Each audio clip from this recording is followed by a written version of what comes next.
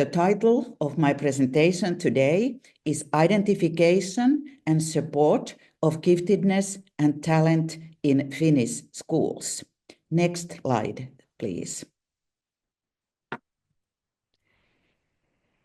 Finland is a very special case because in our country, we have no official gifted education policy. We don't have any formal definition of giftedness or identification criteria that we can use. And gifted students are not explicitly mentioned in any major educational documents. So gifted word is like a taboo in Finland. Many times we talk about fast learners or slow learners, but not gifted learners. So the Finnish school system is very egalitarian, and the educational principle has been to maintain equality, which means that we are taking care of the weakest students, such as those with learning difficulties. And gifted education can be supported in mixed ability settings. Next slide. Teachers' role is very special in Finland. In Finland, teachers are respected ethical professionals with a lot of freedom. We have had academic education at universities since 1970s. It means that all the teachers graduate with master's degree and they write a master's thesis. I don't know any other country where it has been more difficult to get into the elementary school teacher program than to the faculties of medicine and law. So we are very fortunate to get gifted people to teacher education programs. Finland was the first Nordic country to establish ethical code for teachers in 1998. And in this code, the value base of teaching profession was identified. So the values are human worth, truthfulness, justice, responsibility, and freedom. In 2017, a teachers' union in Finland established a comenius oath for teachers. We know that medical doctors, they swear a Hippocrates oath to show their commitment to their patients and to their profession. The same way, comenius oath is something that the teacher can take to show the commitment to their students and to the profession. The name comenius oath comes from the European person, father of education, father of didactics, Johan Amos Comenius. In Finland, all the teachers are moral educators and role models with a lot of freedom and trust. So Finnish teachers are not controlled, they are not evaluated. We trust that they do their job well. Next slide, please. So we can really say that it's the teachers that make the difference in gifted education in Finland. And the core of gifted education is differentiation of teaching. So teacher can differentiate the content they are teaching, the process students are doing, and the products in accordance with students' readiness, interest, and learning profiles. So we have an individual orientation and we look the individual needs. I started my studies in gifted education in 1994. And my first paper was about teachers, how do they do this differentiation? And according to that study, the most common way to differentiate for gifted was a special learning materials. Many teachers used gifted students as teachers' assistants, and they also allowed the students to choose their own assignment. Next slide. In 2017, we replicated this study, and we looked how Finnish elementary school teachers meet the needs of their gifted students. And again, the same results. Gifted students were mainly differentiated by means of special assignments and materials. And too many teachers in the study only gave extra work and extra assignments to gifted, or had them as their assistant. And this is not good. Gifted students have the right to learn new things in school. And according to this study, only 23% of the teachers acknowledge gifted students in their teaching on a daily basis. Next slide, please. And if we look at these results and the issue of effective differentiation, we can consider it from the viewpoint of equality. We really believe that gifted students have the same need and same right for good quality education. And in Finland, it's really the teacher that can make the difference. Meeting gifted students' needs depends on the teacher. Next slide, please. In Finland, we have inclusive education. So Finland is one of the countries that has signed Salamanca Statement of Inclusive Education.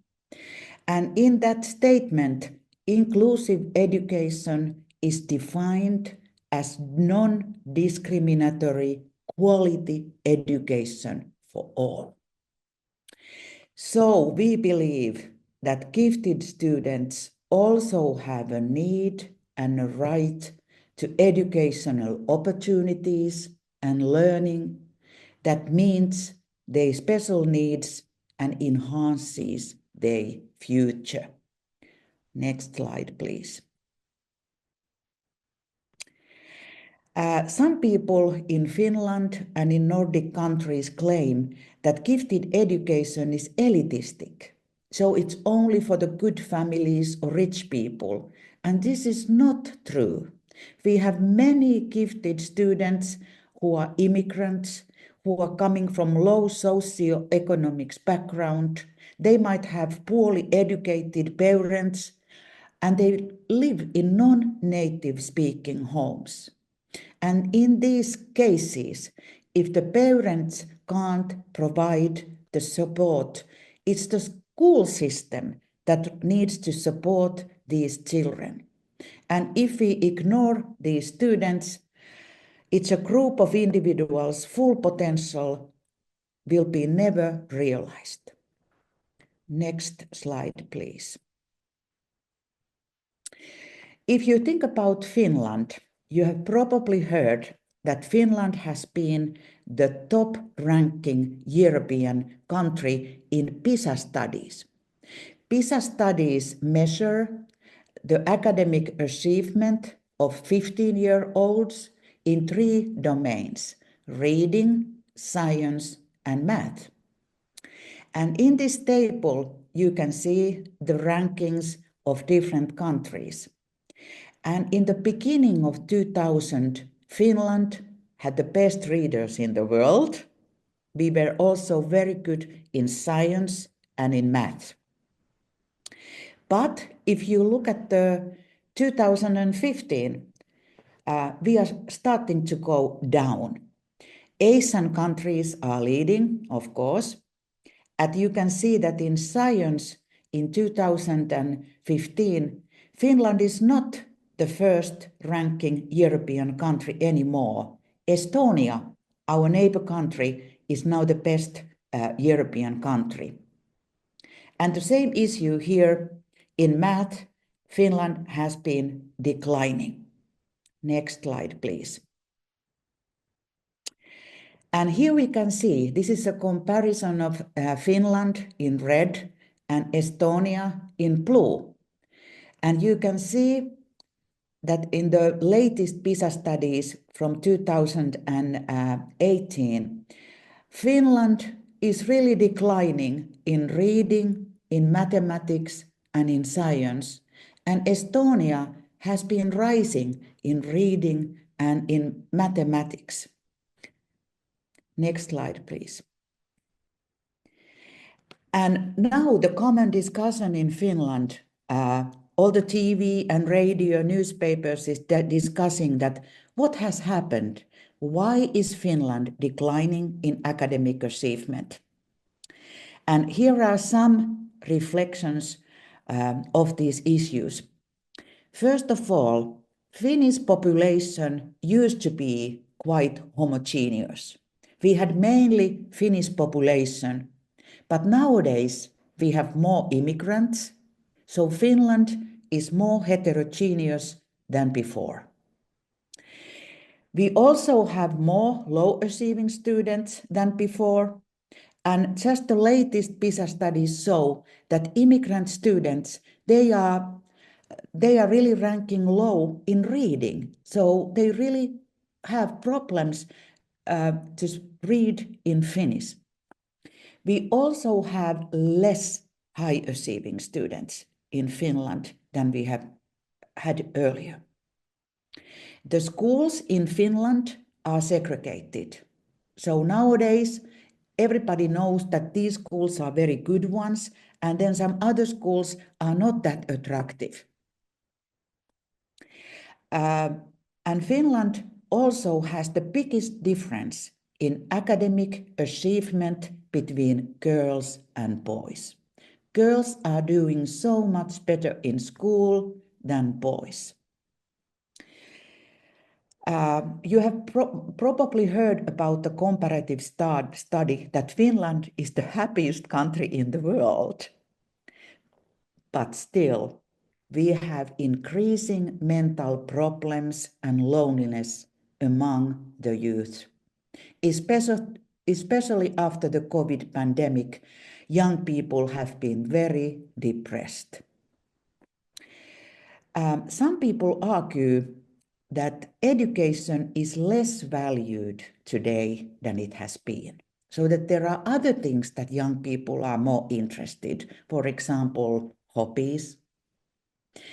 Some people argue that maybe it's the lack of effort. The students don't really want to test well. They are not taking the test seriously. This is one possibility for the low achievement in test. Social media and digital tools, they are dominating nowadays. And some people are asking, maybe this is the reason that young people don't read so much anymore. And also inclusive education. Some people say that maybe all this is result of inclusive education. Teachers have too many different students to be able to differentiate. Next slide, please. However, PISA test is not everything. Holistic education means that we are educating the whole personality of the child. We want to raise happy people. And this means that it's not only the intelligence that is important, it's also the character. We want to educate good citizens. We would try to combine excellence with ethics.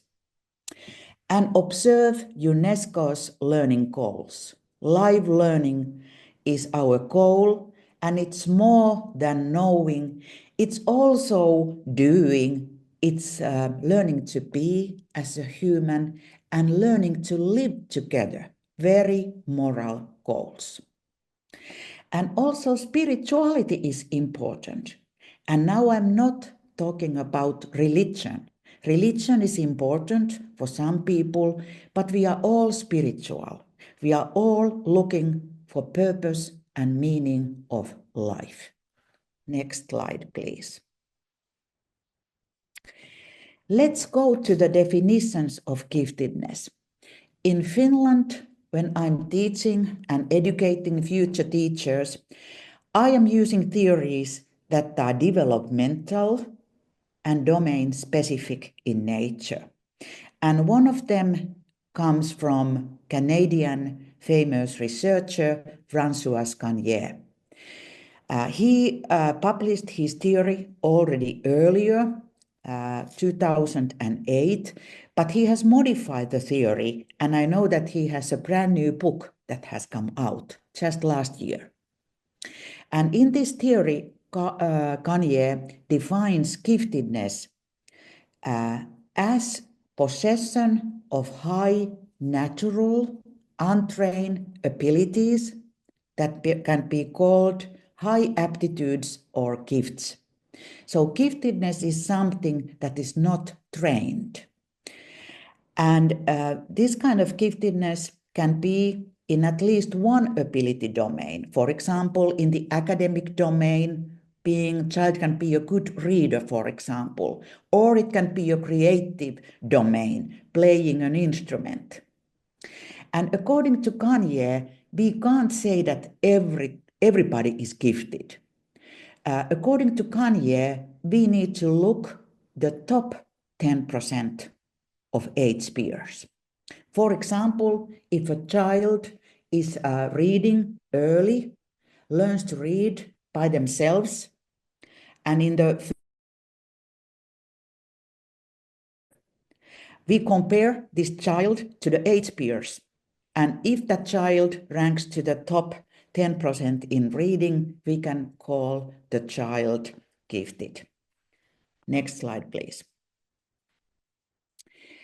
Gagnier also uses the word talent. And now we are talking about older students. When we talk about talent, we are talking about those who have already practiced their gifts. So talent is the outstanding mastery of systematically developed competencies. They can be skills and knowledge. And again, in at least one field of human activity. It can be academic field, creative field, sports, education. And again, we are comparing the individual. And if the individual places among the top 10% of age peers who are or have been active in that field, we can say that this person is talented. Next slide, please. According to Gagnier, talent needs to be developed.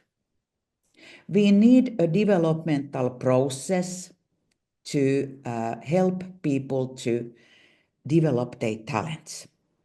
And that needs to be a systematic program over a significant period of time. It takes time to be excellent. It takes time to be talented. Erickson, who has also criticized Gagnier's theory, has said that it really takes at least 10,000 hours to become an expert in your field. So you really need to spend time to develop your talents. And we need a structured program with good guidance. And then we can hope that this program would lead to a specific excellence goal. Next slide, please. I'm taking another theory that is developmental and that is domain specific. And now we are talking about Howard Gardner's multiple intelligence theory. In this theory, he's using this word concept of intelligence that he defines the ability to solve problems or to create products that are valued within one or more cultural settings.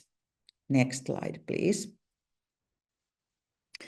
And Gardner developed this theory already in 80s.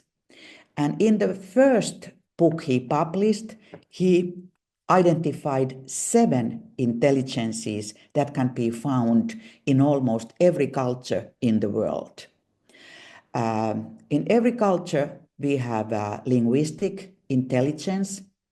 That really means that people can verbally express themselves well or very well in the written way. They can learn languages. This is something that the school system really values. Logical mathematical intelligence. It's mathematical ability, but not only that. It's also the logical thinking that, for example, scientists need to develop their theories. Musical intelligence is quite similar all over the world. It's the ability to hear and make music. Spatial intelligence is the ability to visualize and work with multi-dimensional objects. For example, artists need this kind of intelligence. Bodily kinesthetic intelligence is the ability to work, for example, with your hands or coordinate your body. This is what athletes need. Interpersonal intelligence, we can also talk about social intelligence. This is the ability to understand other people's feelings and to help them to be motivated. It's an intelligence that educators need. Intrapersonal intelligence is the ability to understand your own feelings, your own motives, and reflect them deeply.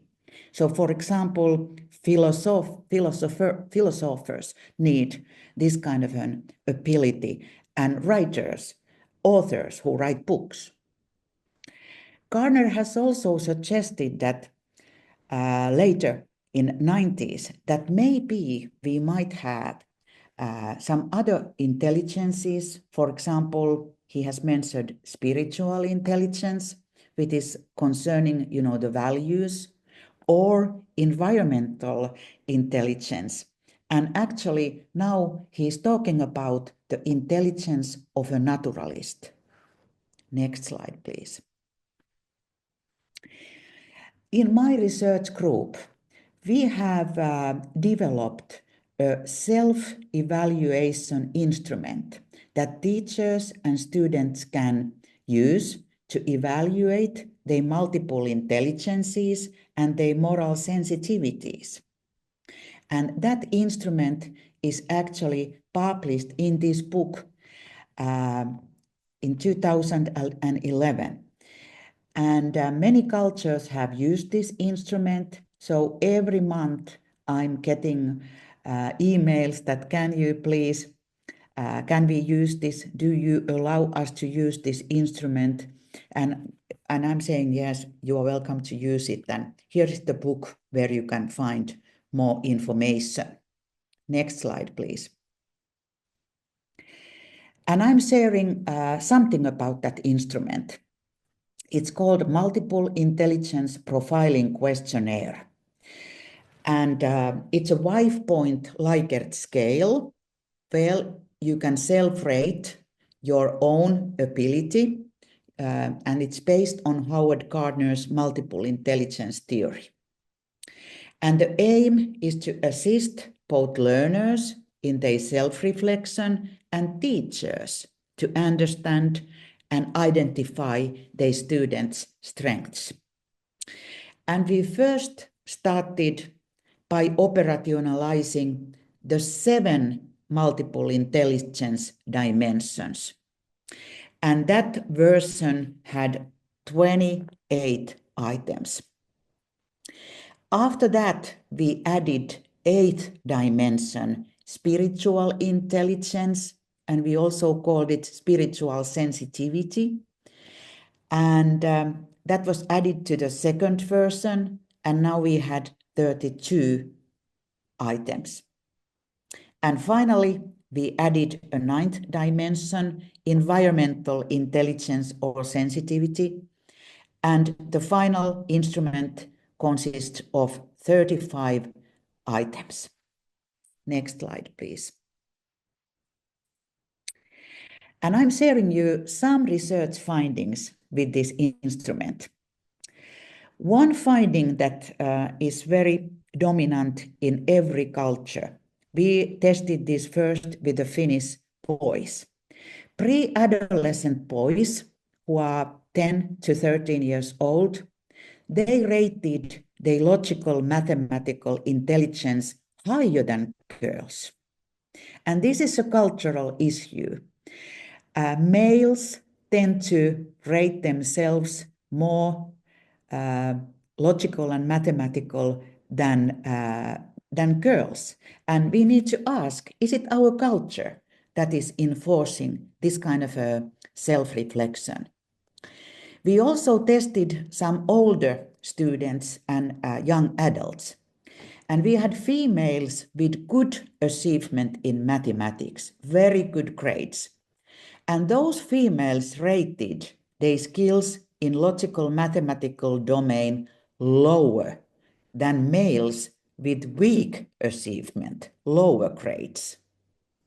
And the same kind of finding we have had with females that are talented in physics. They also rate their skills lower than males. However, regardless of achievement, females rated their skills in inter- and intrapersonal domains higher than males. And this is a cultural issue. We usually think that females are the more social, caring ones. However, we had females who studied in male-dominated fields, for example, computer science. And those females rated their logical mathematical skill as high as males in the same field. So we can say it's not biology, it's really the education. We also had males who studied in female-dominated fields, for example, education and humanistic studies, and the same trend.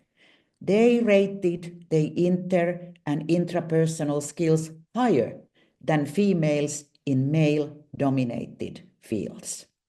Next slide, please.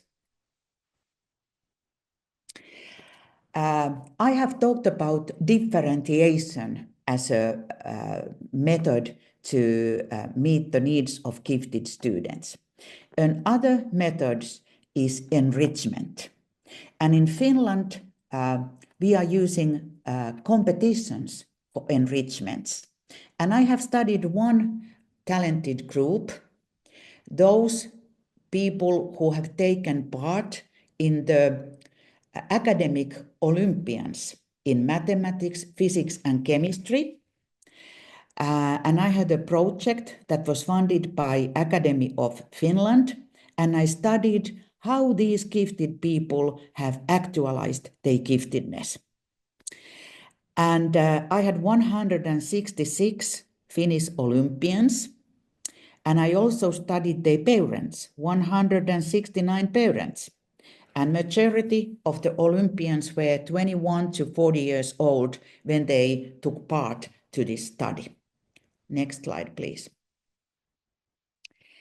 And in this research project, I had a questionnaire that they answered, and the parents answered the same questionnaire. So I could compare, are the views similar or are they different? I had open questions that these people write their own answers. And I also interviews these Olympians, and I had telephone interviews with their parents. Next slide, please. And in that study, I was interested to see what are the most important contributing factors, what helped these people to actualize their giftedness. And an interesting finding was that parents rated all the contributing items more important to the development of academic talent than the Olympians. So the item home atmosphere was very conducive to learning, was the most important factor in talent development. And this is something that we know from other research as well. Home is the most important factor in talent development, especially with people who are gifted in science. If you look at those people who have creative talent, many times they might have had some big problems at home, and they can still use that to actualize their giftedness. Good teachers was the second important factor. So teachers make difference. Also, what the Olympians said themselves, they said that they were reading.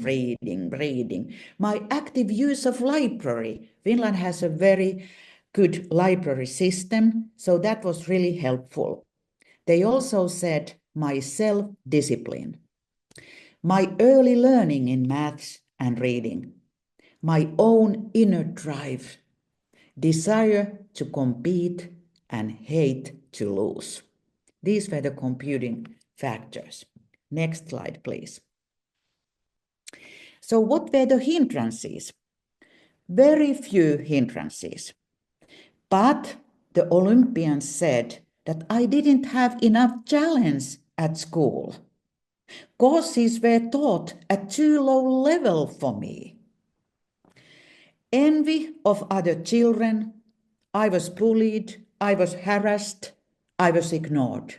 We know that 30% of mathematically talented males especially are bullied in schools all over the world. And many times the females are just ignored. And they also said that the Finnish educational system, with its emphasis on equality, was a hindrance for these people. Next slide, please. I also interviewed 28 of these Olympians, and in these interviews, we discussed their childhood, their youth, their current life, and their future plans. We discussed the professional and personal life. And I wanted to identify what are the critical events in talent development based on these interviews. Next slide, please. And here you can see the career choices of these Olympians. So majority of them chose a career in science. They were researchers or engineers or CEOs or computer specialists in big companies. So they really followed their interest in science. Next slide, please. And they were also very productive. I had their CVs, I had the list of publications, and they had published a lot of articles. Also books. You can see that males published books and females published articles. They presented papers in international conferences, and they also had patents. And here you can see a difference between males and females. Patents belongs to the male world. Female produce less patents. This is a global issue again. Next slide, please. And from my interviews, I took 6 female Olympians that I studied in more details. And those 6 female Olympians were chosen a male Olympian that I contrasted and compared with this female. And the male represented the same age group and professional orientation than the female. So if I had a 25-year female in physics, I selected 25-year-old male in physics to be able to compare their life path. The interviews were deep, 1 to 2 hours, and we went even deeper with the childhood experiences, school experiences, choice of career, job, spouse, lifestyle, friends and hobbies. And the curriculum vitae helped me to check the validity of these interviews. Next slide, please. And here you can see, here are the 6 females I selected, different ages, younger ones and more mature ones. Some of them were single, some were married with children. And here you can see the fields, medicine, physics, mathematics. And they had all found their own field and position. Some of them, especially the older one, had already published a lot. Next slide, please. And here you can see the 6 males with the same profile than the females for the comparison purpose. Next slide, please. And now let's go to the critical events. What have been the critical events in their lives? Events in childhood, reading experiences. You can see that all these males mentioned that reading has been so important. They were early readers and the parents provided them material to read. And you can see that only 2 of the females mentioned this. Mathematics experiences, all the males, but not that many females. Science experiments were more common to males than females. And parents discussed more with their boys than with their girls. Next slide, please. And now we come to the school age, and you can see that now we have more equality. When these gifted people entered school, they all took part to these academic competitions. They loved the competitions. They said that it was so important for them. Teachers' encouragement was more important to females than males. One of the females said that the teacher told me, you're gonna be a doctor in mathematics. And that was actualized. It was like self-actualizing prophecy. Peer support and hobbies were more important for males than for females. Next slide, please. And then we go to adulthood. And now you can see that international cooperation was important. If you want to be top in your field, you need to go abroad. You need to have cooperation with international researchers, international experts. 2 of the males had started to mentor the youth in these Olympic Games. And also the partner choice was so important. The partner had to be somebody who understands you and supports you in your talent development. Next slide, please.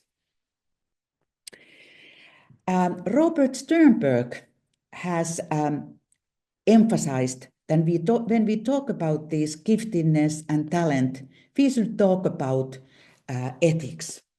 And like I said, that in Finland, we are really trying to combine excellence with ethics.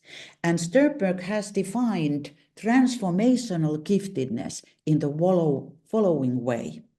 It is exceptional ability or talent that can enable or has enabled an individual to make one or more extraordinary and meaningful contributions that help to make the world a better place. Next slide, please. And Robert Sternberg has published with his colleagues a handbook of transformational giftedness. And I have authored a chapter to this book where I'm telling how to educate ethical minds for the future. In our education, in our schools, we really need to discuss authentic, real-world dilemmas. We have climate change, we have war, we have so many real-life problems that we need solutions. We need to educate our young people to take the perspective of others locally and globally. We need to remain ambitious and passionate academic goals for learning. So don't lower the standards. We need to be concerned about these PISA results. They need to be able to be good reader, good in math, good in science. But moral purposes have to be integrated for this learning. And all the learning results need to be peer reviewed. Next slide, please. One more theory I want to introduce, and this is something that is helping our gifted and talented to grow. You can see the picture of Carol Dweck, professor from Stanford University. I have been fortunate to visit her and work with her. And she's talking about two different mindsets related to learning. Fixed mindset is something that you think that only those who are not gifted practice. So you don't even want to show that you need to practice a lot to be good. But if you have a growth mindset, you believe that practice is important. It is possible with practice to actualize your talents. And the more gifted you are, the more you need to practice. If you are competing in the national level, you are practicing less than if you are competing in the international level.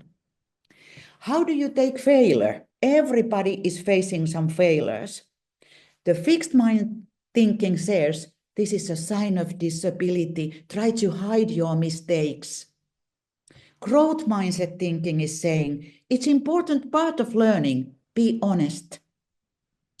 And the learning goal for mixed mindset is just to look smart. Growth mindset wants to learn, to become smart. And what kind of feedback should we provide to gifted students? Don't provide person-focused feedback. Don't say that you are so good at problem solving, you are so great in math.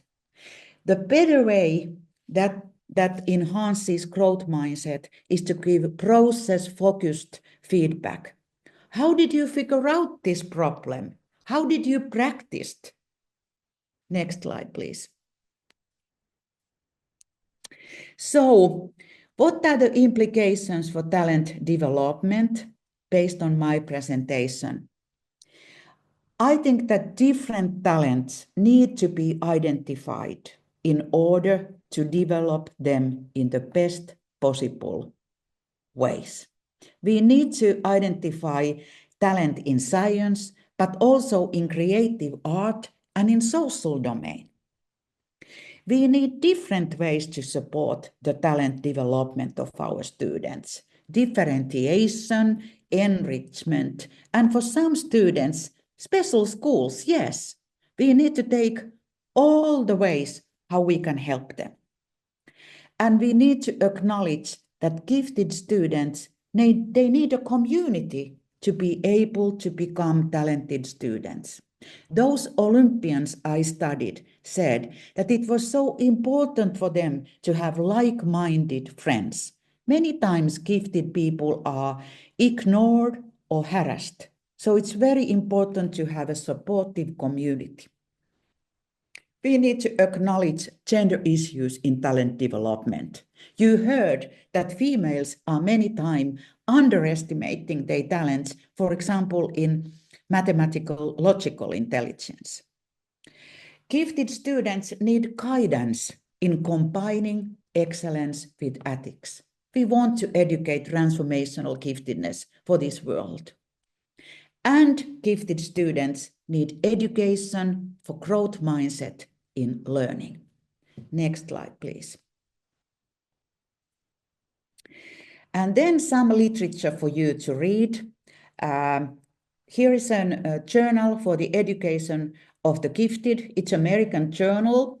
And we published in 2013 an article, How Finland Serves Gifted and Talented Pupils. It was among the most read articles in 2014. It's very much cited, and many things in this journal, in this article, are still valid. So if you are interested, this is good read for you. Next slide, please. And then very recent special issue, identifying and supporting giftedness and talent in schools. This is an open access special issue. You can find it from the internet. Education Sciences has published it. I was the other editor of this issue, and my colleague, Valerie Markrein from Sweden, was another editor. Next slide, please.